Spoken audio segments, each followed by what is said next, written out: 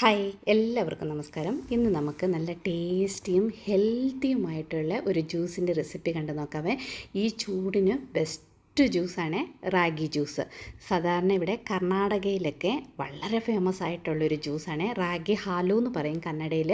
നല്ല ടേസ്റ്റുമാണ്, അതുപോലെ തന്നെ നല്ല ഹെൽത്തിയുമാണ്. ശരീരം തണുക്കാൻ, ഈ ചൂടിന് ശരീരം തണുക്കാൻ അടിപൊളി ജ്യൂസാണ്. റാഗി ഒന്ന് അരച്ചെടുക്കുന്ന സമയം മാത്രം മതി കേട്ടോ നമ്മുടെ അടിപൊളിയായിട്ടുള്ള ഈ ജ്യൂസ് റെഡിയാക്കാനായിട്ട്. അപ്പം വീഡിയോ കണ്ടുകൊണ്ടിരിക്കുമ്പോൾ ഇഷ്ടപ്പെട്ടാൽ ലൈക്ക് ചെയ്യാനും ഷെയർ ചെയ്യാനും അതുപോലെ എന്നെ ഒന്ന് സപ്പോർട്ട് ചെയ്യാനും മറക്കരുത്. നമുക്ക് വീഡിയോ കണ്ടു നോക്കാം.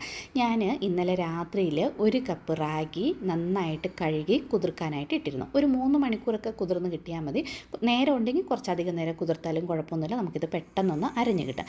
ഇനി കൈകൊണ്ട് ഇത് നന്നായിട്ടൊന്ന് തിരുമ്മി ഒരു 2-3 പ്രാവശ്യം നന്നായിട്ടൊന്ന് കഴുകിയെടുക്കാം.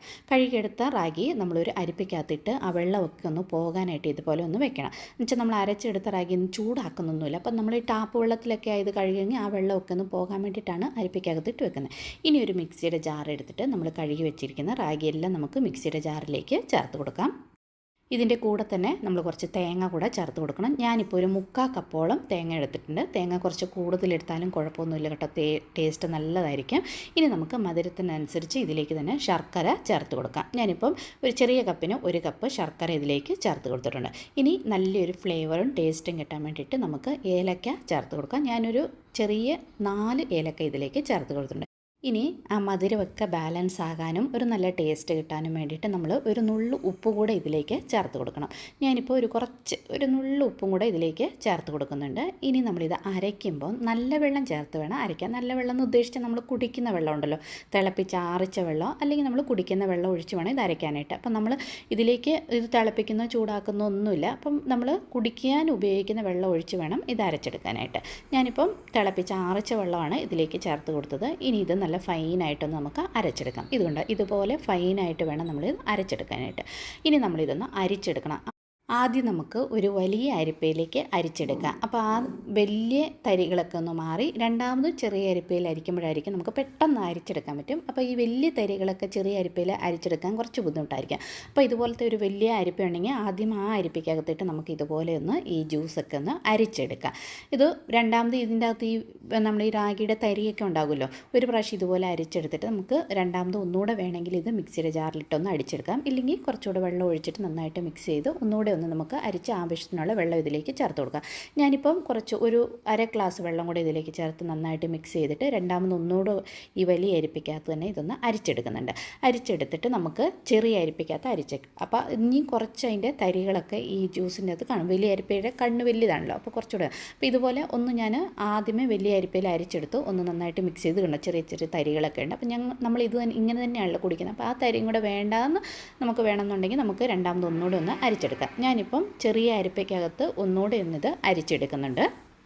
നല്ലൊരു ഫ്ലേവറും ആ ഏലക്കയുടെയും തേങ്ങയും റാഗിയൊക്കെ കൂടിയിട്ട് നമുക്ക് ഇത് അരിക്കുമ്പോൾ തന്നെ കുടിക്കണം എന്നൊരു ഫീലിങ്സ് വരും കേട്ടോ. ഇത് കണ്ട് ഞാനിപ്പോൾ ചെറിയ അരിപ്പയ്ക്കകത്തൊക്കെ അരിച്ചെടുത്തിട്ടുണ്ട്. നമ്മുടെ റാഗി ജ്യൂസ് ഇവിടെ റെഡി ആയിട്ടുണ്ട്. ശരീരത്തിന് നല്ല തണുപ്പും ഹെൽത്തിയുമായിട്ടുള്ളൊരു ജ്യൂസാണ്. ഇത് നന്നായിട്ട് ഇതുപോലെ ഒന്ന് മിക്സ് ചെയ്തിട്ട് നമുക്ക് കുറച്ച് ഐസ് ക്യൂബ്സ് ഇതിലേക്ക് ചേർത്ത് കൊടുക്കാം. നമുക്ക് ഇങ്ങനെ തന്നെ കുടിക്കാം, പിന്നെ ഫ്രിഡ്ജിൽ വെച്ച് തണുപ്പിച്ച് കുടിച്ചാൽ ടേസ്റ്റ് ഇരട്ടിയാകും കേട്ടോ. അപ്പോൾ ഞാൻ കുറച്ച് ഐസ് ക്യൂബ്സ് കൂടെ ഇതിലേക്ക് ചേർത്ത് കൊടുത്തിട്ട് നന്നായിട്ട് ഇത് മിക്സ് ചെയ്തിട്ട് ഈ ജ്യൂസ് നമുക്ക് കുടിക്കാവുന്നതാണ്. ഇതുപോലെ നമുക്ക് കുടിക്കാം, അല്ലെങ്കിൽ ഈ ജ്യൂസ് ഇതുപോലെ തയ്യാറാക്കിയിട്ട് നമ്മൾ ഫ്രിഡ്ജിൽ വെച്ചിട്ട് കുടിച്ചാലും നല്ല ടേസ്റ്റാണ്. അപ്പം ഈ ജ്യൂസിന് നമുക്ക് സെർവ് ചെയ്യാൻ നേരത്ത് ഗ്ലാസ് എടുത്തിട്ട് ഗ്ലാസ്സിലേക്ക് സബ്ജ സീഡ് കൂടെ ചേർത്തിട്ട് കുടിക്കുമ്പോൾ നല്ലൊരു പ്രത്യേക ടേസ്റ്റാണ്.